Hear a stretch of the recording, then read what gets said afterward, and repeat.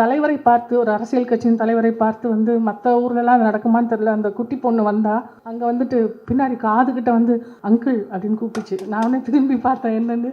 நான் வந்து ஒரு பாட்டு பாடணும், நீங்கள் வரதுக்கு முன்னாடி 2 பாட்டு பாடிட்டேன், உங்களுக்கு முன்னாடி நான் பாடணும் அப்படின்னு. அதான் நீ பாடிட்டீலம்மா, அப்புறம் என்ன அப்படின்னா, இல்லை நான் உங்களுக்கு முன்னாடி பாடணும் அப்படின்னு. எனக்கு தெரிஞ்சு இது வேற எந்த மேடையிலையுமே நடக்காதுங்க, எங்கேயுமே நடக்காது. அது வந்து பாடணும்னு கேட்டு வந்து பிடிவாட்டமாக பாடிட்டு போயிடுச்சு.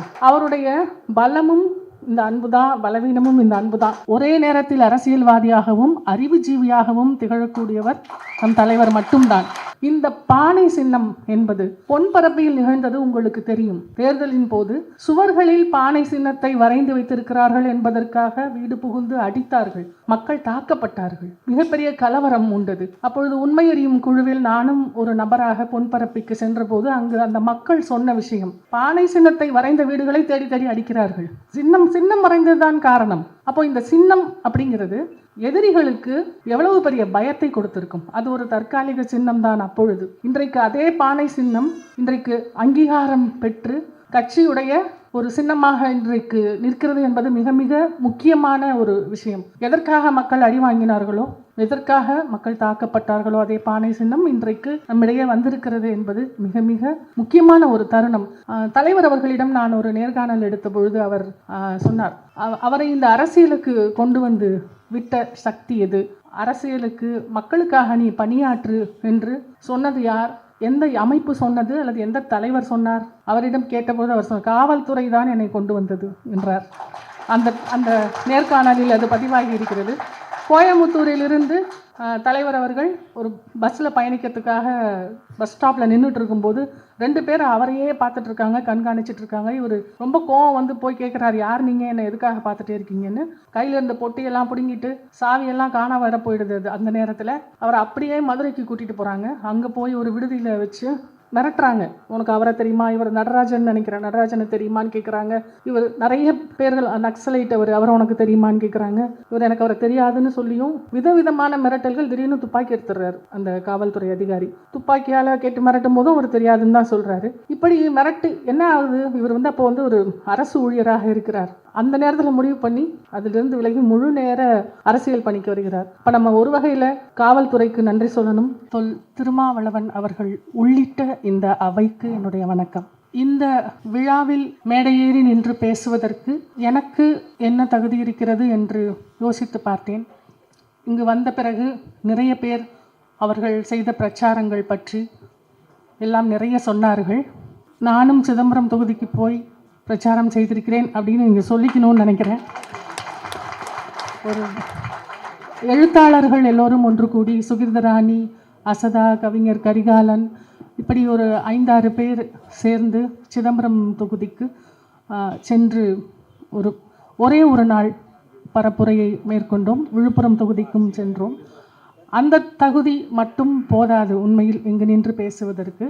இந்த கட்சியிடமிருந்து, விடுதலை சிறுத்தைகள் எனும் அமைப்பிடமிருந்து ஒரு தமிழ் சமூகத்தின் பிரதிநிதியாக, ஒரு தமிழ் சமூகத்தின் அங்கமாக நான் பெற்றிருப்பவை நிறைய. எனக்கு கிடைத்திருக்கும் சிந்தனை வளர்ச்சி, இது எல்லாமே வந்து தோழர் அவர்களுடைய, தலைவர் அவர்களுடைய பங்கு அதிகம். அதை நான் குறிப்பாக இங்கு சொல்ல வேண்டியிருக்கிறது. ஏனெனில் என்னால் அறுதியிட்டு கூற முடியும், இன்றைக்கு இருக்கக்கூடிய, தமிழ்நாட்டில் இருக்கக்கூடிய அரசியல்வாதிகளில் ஒரே நேரத்தில் அரசியல்வாதியாகவும் அறிவுஜீவியாகவும் திகழக்கூடியவர் நம் தலைவர் மட்டும்தான். அதை என்னால் எங்கு வேண்டுமானாலும் வந்து சொல்ல முடியும். அப்படி அவரிடமிருந்து, அவர் கொடுத்த நேர்காணல்களிடமிருந்து, அவருடைய எழுத்துக்களிலிருந்து நான் பெற்றது அதிகம். இந்த நேரத்தில் இன்னொரு விஷயத்தையும் நான் சொல்லி இங்கு இருக்கிற தோழர்களுக்கு நன்றி சொல்ல விழைகிறேன்.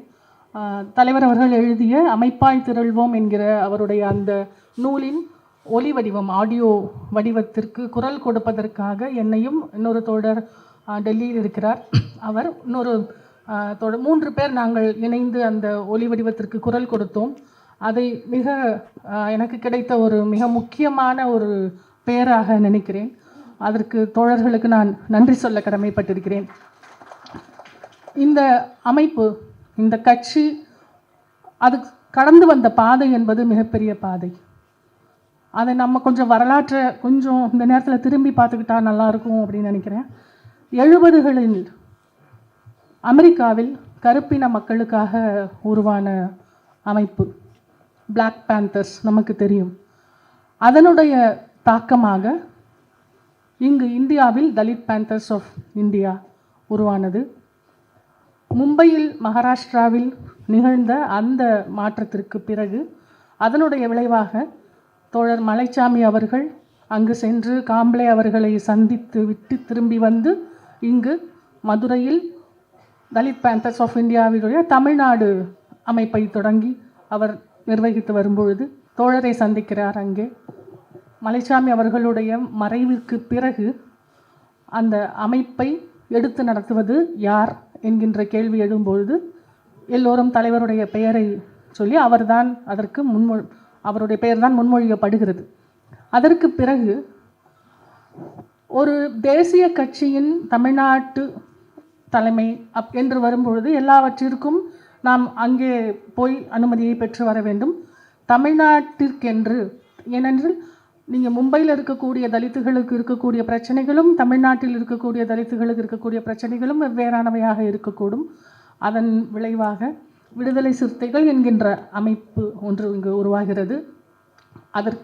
அது நீண்ட நெடுங்காலம் பயணம் செய்து இன்றைக்கு இந்த இடத்திற்கு வந்திருக்கு. அடங்கமறு அத்துமீறு திமிரி திருப்பி அடி என்கின்ற அந்த 4 தாரக மந்திரம் என்று சொல்லலாம். அது அன்றைக்கு இருக்கக்கூடிய இளைஞர்களுக்கு மிகப்பெரிய உத்வேகத்தை உண்டாக்கியது. நான்லாம் அப்போ ரொம்ப சின்ன பிள்ளை. அந்த சமயத்தில் நான் எங்கள் ஊரில் நாகப்பட்டினத்தில் இருந்தபோது விடுதலை சிறுத்தைகள் ஒரு சாலை மறியல் செய்கிறார்கள் என்றால் எல்லாரும் சீக்கிரமே கிளம்பி ஓடுவாங்க ஆஃபீஸ்க்கெலாம். எனக்கு நல்லா ஞாபகம் இருக்குது. அந்த சமயத்தில் அப்படி ஒரு பெரும் பாய்ச்சலோடு மிகப்பெரிய போராட்டக் களங்களை சந்தித்த ஒரு அமைப்பு. தேர்தல் பாதை வேண்டாம் என்று தேர்தல் பாதையை தேர்ந்தெடுக்காமல் அதே நேரத்தில் அங்கு இருந்த அமெரிக்காவில் இருந்த அந்த அமைப்பு போல ஆயுத போராட்டமும் இல்லை, தேர்தல் பாதையும் இல்லை என்று இரண்டுக்கும் நடுவிலான ஒரு அமைப்பாக செயல்பட்டு வரும்பொழுது ஏதோ ஒரு கட்டத்தில் இந்த அமைப்பை அரசியல் கட்சியாக மாற்ற வேண்டும் என்கிற அந்த எண்ணம் பாபா சாஹேப் அம்பேத்கர் அவர்கள் சொல்கிறார். அதிகாரத்தை நோக்கி செல்வது என்பது, அதிகாரத்தை நோக்கி நாம் செல்வதற்கான வழிகள் பல உண்டு. அதில் ஒரு வழி ஜனநாயகத்திற்கான வழி. ஜனநாயகம் மூலமாக நாம் அதிகாரத்திற்கு போவதுங்கிறது தேர்தல் பாதையை தேர்ந்தெடுப்பதன் மூலமாக. அந்த முடிவுக்கு கட்சி வந்து அங்கு தோழர் அவர்கள் அதை மிகச் சிறப்பாக வழி நடத்தி இவ்வளவு பேரை திரட்டி தொண்டர் பலத்தை அதிகமாக்கி அவர் செய்திருக்கும் சாதனை தான் இன்றைக்கு இங்கு வந்து தேர்தல் சின்னமாக நம்மிடையே நிற்கிறது. இந்த பானை சின்னம் என்பது பொன்பரப்பில் நிகழ்ந்தது உங்களுக்கு தெரியும். தேர்தலின் போது சுவர்களில் பானை சின்னத்தை வரைந்து வைத்திருக்கிறார்கள் என்பதற்காக வீடு புகுந்து அடித்தார்கள். மக்கள் தாக்கப்பட்டார்கள். மிகப்பெரிய கலவரம் உண்டது. அப்பொழுது உண்மை அறியும் குழுவில் நானும் ஒரு நபராக பொன்பரப்பிக்கு சென்றபோது அங்கு அந்த மக்கள் சொன்ன விஷயம், பானை சின்னத்தை வரைந்த வீடுகளை தேடி தேடி அடிக்கிறார்கள். சின்னம் வரைந்ததுதான் காரணம். அப்போ இந்த சின்னம் அப்படிங்கிறது எதிரிகளுக்கு எவ்வளவு பெரிய பயத்தை கொடுத்திருக்கும். அது ஒரு தற்காலிக சின்னம் தான் அப்பொழுது. இன்றைக்கு அதே பானை சின்னம் இன்றைக்கு அங்கீகாரம் பெற்று கட்சியுடைய ஒரு சின்னமாக இன்றைக்கு நிற்கிறது என்பது மிக மிக முக்கியமான ஒரு விஷயம். எதற்காக மக்கள் அடி வாங்கினார்களோ, எதற்காக மக்கள் தாக்கப்பட்டார்களோ அதே பானை சின்னம் இன்றைக்கு நம்மிடையே வந்திருக்கிறது என்பது மிக மிக முக்கியமான ஒரு தருணம். எல்லோரும் இன்றைக்கு பேசினவர்கள் எல்லாம் உணர்ச்சி வசப்பட்டு பேசினார்கள். இந்த சின்னம் மற்ற ஒரு தோழர் கூட சொன்னார், எல்லா ஊர்களிலும் கொண்டாடுகிறார்கள் என்று. ஆம், இது எல்லா ஊரிலும் கொண்டாடப்பட வேண்டிய ஒரு நிகழ்வு தான். இந்த அமைப்பை இவ்வளவு தூரம் ஒரு தேர் மாதிரி இழுத்துட்டு வந்து தோழர் அவர்கள் வந்து நடுவீதியில் நிற்பாட்டி இருக்கிறாங்க. அதை தொடர்ந்து நெடுங்காலத்திற்கு இழுத்து செல்ல வேண்டிய பொறுப்பை உங்கள் எல்லோருக்கும், இந்த பொறுப்பை உங்கள் எல்லோருக்கும் உண்டு. நாம் எல்லோருக்கும் தான் இருக்கிறது, தமிழ் சமூகத்துக்கு இருக்கிறதுன்னு நான் நம்புகிறேன். நான் நேற்றுக்கு ரயில்வே ஸ்டேஷன்லேருந்து, சென்ட்ரல் ஸ்டேஷன்லேருந்து இறங்கி வரும்பொழுது மெரினா பீச்சுக்கு போகிற வழின்னு ஒரு இது போட்டிருக்காங்க, ஒரு ஃபோட்டோ போட்டு ஒரு பெரிய தட்டி வச்சுருக்குறாங்க. அந்த மெரினா பீச் எப்படி வரைஞ்சிருக்காங்க அப்படின்னா, வரையலை, ஃபோட்டோ. அது ஒரு பீச், மணல் பரப்பு இத்தினோண்டு இருக்குது. அலை வருது. அது மெரினா பீச்சில் எடுத்ததான்னு நமக்கு தெரியாது. எந்த பீச்சில் வேணாலும் எடுத்துருக்கலாம், திருச்செந்தூரில் கூட எடுத்துருக்கலாம். ஆனால் மெரினா பீச்சுக்குன்னு ஒரு அழகு இருக்குது இல்லையா? அந்த அழகு வந்து நீங்கள் ஒரு லைட் ஹவுஸ்லேருந்து எடுத்தீங்கன்னா தான் அதோட முழு வடிவமும் தெரியும் இல்லையா? அந்த தட்டியை வைத்த நபருக்கு அந்த பார்வை இல்லை. அது மாதிரி தான் நீங்கள் விடுதலை சிறுத்தைகள் கட்சி இன்றைக்கு கடந்து வந்திருக்கிற இந்த பாதை என்பது ஒரு அவ்வளவு அடிகளையும் அவ்வளவு அவமானங்களையும் வலிகளையும் வேதனைகளையும் அத்தனை எதிர்ப்புகளையும் தாண்டி இன்றைக்கு இந்த கட்சி நிலைத்து நிற்கிறது. ஒரு எதிர்குரலாக வந்து நின்று கொண்டு இருக்கிறது. அதை நீங்கள் சொல்லணும்னா, ஒரு கட்சி மேல் விமர்சனம் வைக்க வேண்டும் என்றால், அதன் தலைவர் மேல் விமர்சனம் வைக்க வேண்டும் என்றால், இந்த மெரினா பீச்சை மொத்தமாக மேலேருந்து பார்க்குறது மாதிரி ஒரு கழுகு பார்வை பார்ப்பது போல மொத்தமாக இந்த கடந்து வந்த பாதையெல்லாம் பார்த்து விட்டுத்தான் ஒரு சின்ன விமர்சனத்தை கூட செய்ய வேண்டும். ஆனால் இன்றைக்கு என்ன நடக்கிறது என்றால், அந்த நான் பார்த்த தட்டியிலிருந்து அந்த சின்ன ஃபோட்டோ இருக்குது, அது மாதிரி அந்த மாதிரி விமர்சனம் பண்ணுறாங்க. மொத்தமாக ஒரு பங்களிப்பை வந்து மனசில் வச்சுக்காம விமர்சனங்கள் செய்வது வந்து நடந்துக்கிட்டு இருக்கு. அதை வந்து ரொம்ப அறிவார்ந்தவர்கள் என்று நாம் நம்பக்கூடியவர்களும் செய்வதை நம்ம பார்க்குறோம்.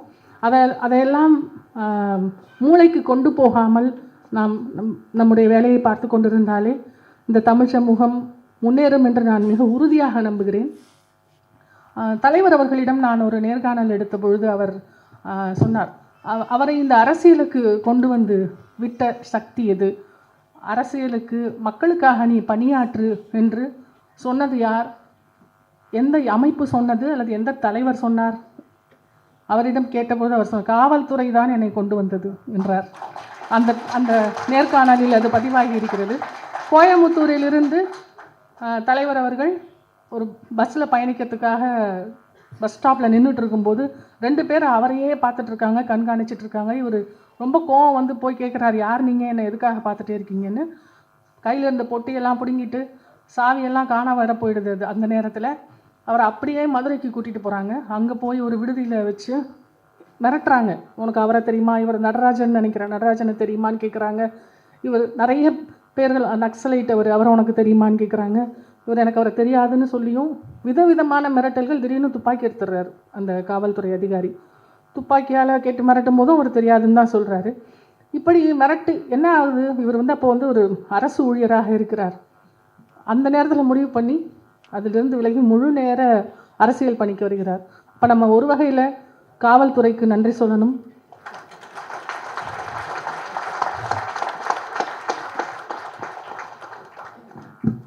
என் ஊர் அப்படின்னு ஒரு தொடர் ஒன்று விகடனில் வந்துச்சு. அதில் பெரிய பெரிய தலைவர்கள்ட்ட உங்கள் ஊரை பற்றி போய் கேட்போம், உங்கள் ஊரை பற்றி சொல்லுங்கள் அப்படின்னு. அப்போது தோழர்கிட்ட வந்து அங்கனூர் பற்றி கேட்கும்பொழுது அவர் சொன்னார், நமக்கு எப்படிப்பட்ட தலைவர் இருக்கிறார் என்பதை சொல்வதற்காக நான் இதை சொல்கிறேன். மின்சாரம் இல்லாத ஒரு காலகட்டம். அப்பொழுது வயல் வேலைக்கு செல்பவர்களெல்லாம் திரும்ப வீட்டுக்கு வந்த பிறகு ஒரு பெரிய டயரை வந்து கட்டி எரிச்சு விடுவாங்களாம் அவங்களோட தெருவில். அந்த வெளிச்சத்தில் அத்தனை பேரும் சமைச்சிருவாங்க. அது எரிஞ்சு முடிக்கிறதுக்குள்ளே சமைச்சு சாப்பிட்டுட்டு படுத்துடணும். அப்படியான ஒரு ஊர். அந்த மாதிரி ஒரு வறுமை பிடியில் இருக்கிற ஒரு இடத்திலிருந்து இன்றைக்கு இவ்வளவு பெரிய அரசியல் தலைவராக அவர் உருவாகி இருக்கிறார். இந்த இயக்கத்தை கட்டி காப்பாற்றி இருக்கிறார் என்று நினைக்கும் பொழுது உண்மையில் மனம் வந்து அவ்வளவு நெகிழ்கிறது, அவ்வளவு நெகிழ்ச்சியாக இருக்குது. நான் இன்றைக்கு இந்த ஹாலுக்குள்ளே வர்றதுக்கு முன்னாடி கூட வந்து நான் வேறு மாதிரி ஏதோ ரொம்ப வரலாறுலாம் யோசிச்சுட்டு வந்தேன், அது பேசணும் இது பேசணும் அப்படின்னு. ஆனால் இன்றைக்கு இங்கே இருக்கக்கூடிய தம்பிகள் பேசின பேச்சையெல்லாம் கேட்கும் பொழுது அந்த நிகழ்ச்சி வந்து என்னை அப்படியான ஒரு அப்படி என்ன வரலாறெல்லாம் வந்து நம்ம குறைச்சிக்கலாம், நமக்கு வந்து என்ன பேசணுமோ அதை பேசுவோம் அப்படின்னு தான் எனக்கு தோணுது. முக்கியமாக வந்து ஒன்று சொல்லணும், ஒரு தலைவரை பார்த்து, ஒரு அரசியல் கட்சியின் தலைவரை பார்த்து வந்து மற்ற ஊர்லலாம் அது நடக்குமான்னு தெரில, அந்த குட்டி பொண்ணு வந்தால் அங்கே வந்துட்டு பின்னாடி காதுகிட்ட வந்து அங்கிள் அப்படின்னு கூப்பிடுச்சு. நான் வந்து திரும்பி பார்த்தேன் என்னென்னு. நான் வந்து ஒரு பாட்டு பாடணும், நீங்கள் வர்றதுக்கு முன்னாடி 2 பாட்டு பாடிட்டேன், உங்களுக்கு முன்னாடி நான் பாடணும் அப்படின்னு. அதான் நீ பாடிட்டீலம்மா, அப்புறம் என்ன அப்படின்னா, இல்லை நான் உங்களுக்கு முன்னாடி பாடணும் அப்படின்னுச்சு. எனக்கு தெரிஞ்சு இது வேறு எந்த மேடையிலையுமே நடக்காதுங்க, எங்கேயுமே நடக்காது. அது வந்து பாடணும்னு கேட்டு வந்து பிடிவாட்டமாக பாடிட்டு போயிடுச்சு. அவருடைய பலமும் இந்த அன்பு தான், பலவீனமும் இந்த அன்பு தான். அது வந்து நான் அக்கா பானுமதி அவர்கள் மறைந்த பொழுது நடந்த அஞ்சலி கூட்டத்தில், அது இணைய வழி கூட்டமாக நடந்தது. அப்பொழுதும் நான் ஒரு கோரிக்கை வைத்தேன். அதில் எத்தனை பேர் நீங்களாம் பார்த்தீங்கன்னு தெரியல. ஒரு ஒரு அரசியல் கட்சி தலைவருக்கு வந்து ப்ரைவசின்றது கொஞ்சம் வேணும். முக்கியமாக நான் அதை இந்த கூட்டத்தில் இத்தனை பேருக்கு முன்னாடி நான் அதை சொல்லணும்னு நினைக்கிறேன். எப்பொழுது அவரை பேட்டிக்காக பார்க்க வந்தாலும் அல்லது அமைப்பு விஷயமாக ஏதாவது உதவிக்காக எதற்காக அவரை பார்க்க வந்தாலும் அவர் எப்போவுமே ஒரு 100 பேர் இருக்காங்க. அது ரொம்ப சந்தோஷமாக தான் இருக்குது பார்க்குறதுக்கு. இவ்வளோ மக்களோடு நிற்கிற ஒரு தலைவரை வந்து நம்ம இன்றைக்கி பார்க்கவே முடியாது. அப்படி தான் அவர் இருக்கிறார். அவருக்கு அது பிடிக்கவும் செய்யுது போல். நாங்கள் இங்கே உட்காந்து பேசிட்டு வேற இருந்தோம். அவருக்கு அப்படி இல்லாட்டியும் அவர் வந்து கஷ்டப்படுவார் போல். ஆனால் என்னென்னா அவருடைய உடல்நிலை இருக்குது, அவருடைய மனநிலை இருக்குது. தொடர்ச்சியாக நிகழ்ச்சிகள் இது மாதிரி மேடைகள்னால் கூட பரவாயில்ல.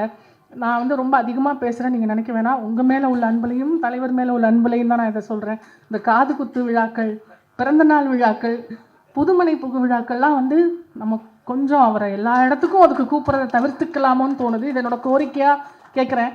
ஏன்னா அரசியல் சம்பந்தமான நிகழ்வுகள், ஒரு அறிவார்த்த நிகழ்வுகளுக்கு போகிறதுன்றது வேறு.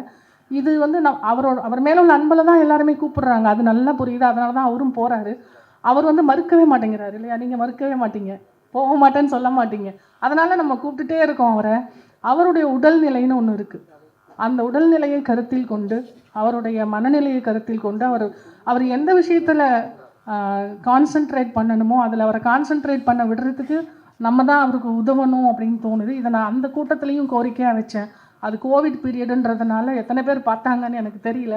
இங்கே இவ்வளவு பேர் நிறைந்திருக்கும் இந்த சபையில் அவர் முன்னிலையிலே இதை சொல்லணும்னு தோணுது. முக்கியமாக அவருக்கான டைம்னு ஒன்று வேணும், அவருக்கான நேரம் அப்படின்றத நம்ம கொடுக்கணும் தான். நிச்சயமாக காலையில் 7 மணிக்கே ஒரு 100 பேர் அவரை பார்க்க இருப்பாங்க. அவர் குளிச்சுட்டு வந்தோடனே உடனே பார்க்க ஆரம்பிச்சிடுறாரு. கடன்னு பார்க்குறாரு. அன்றைக்கி பூரா பரபரன்னு இருக்கார். அப்புறம் எங்கேயோ ஏறி இதில் வண்டியில் போகிறார், வேற ஒரு கூட்டத்துக்கு போகிறார், வராரு. இப்படி இருக்குது. அந்த பரபரப்புக்கு நடுவில் நம்மளுடைய குடும்ப நிகழ்ச்சிகளுக்கு மட்டும் அவர் தான் வரணும் அப்படின்னு நினைக்கிறத கொஞ்சம் தவிர்த்துக்கிட்டா நல்லா இருக்குன்றது என்னுடைய ஒரு சின்ன கோரிக்கை. கொஞ்சம் ஓவராக பேசுகிற மாதிரி கூட நீங்கள் நினைக்கலாம், ஆனாலும் நான் பேசுகிறேன், சொல்லணும்னு தோணுது, அதனால் சொல்கிறேன். அதற்கு பிறகு வந்து நமக்கு இது ஒரு வெறுப்பின் காலம். நமக்கு தெரியும், வெறுப்பு தான் ஆட்சி செய்கிறது. வெறுப்பு தான், நீங்கள் இந்தியா பூராவும் வெறுப்பு தான். வெறுப்பை வந்து ஒரு விதை மாதிரி அங்கங்கே தூவுறாங்க, வளர்க்குறாங்க. அப்படி வெறுப்பை விதைக்கும் காலத்தில் இங்கே இவர் வந்து தலைவரை பார்த்து லவ் யூ அப்படின்னு சொன்னார். நீங்கள் வந்து ஒரு அன்பை விதைக்கும் ஒரு தலைவர் நமக்கு இருக்கிறார். இந்த அன்பை விதைக்கும் தலைவரை வந்து எப்படி பாதுகாக்கணும்? நம்ம பாதுகாக்கணும் இல்லையா? அது ரொம்ப ரொம்ப ரொம்ப ரொம்ப முக்கியம். அவருக்கு வந்து நிறைய இதற்கு முன்னாடி உயிர் அச்சுறுத்தல்கள்லாம் இருந்திருக்கு, கொலை மிரட்டல்கள் இருந்திருக்கு, எல்லாமே இருந்திருக்கு. அதெல்லாம் தாண்டி ஒரு காலகட்டத்தில் இன்றைக்கு எல்லோரும் ஏற்றுக்கொள்ளக்கூடிய ஒரு தலைவராக இன்றைக்கு நீங்கள் இருக்கக்கூடிய அறிவுஜீவிகள், எழுத்தாளர்கள், ஒரு அறிவு சமூகம் நம்ம சொல்கிறோம் இல்லையா? அப்படிப்பட்ட நபர்கள்கிட்ட நீங்கள் போய் கேட்டிங்கன்னா தலைவருக்கு இருக்கக்கூடிய ஆதரவு மிகப்பெரிய ஆதரவு. இன்றைக்கு நிறைய பேர் வந்து தங்களை முற்போக்காளர்களாக காமிச்சிக்கிறதுக்கு தலைவரை ஆதரிப்பது போல காட்டிக்கொள்கிறவரெல்லாம் நான் பார்க்குறேன். அப்படி சொன்னால் நம்மளை முற்போக்குன்னு நம்புவாங்க அப்படின்னு நினச்சி காமிச்சிக்கிறவங்களாமும் இருக்காங்க. ஏன்னா அப்படி ஒரு பேர் இவருக்கு வந்திருக்கு.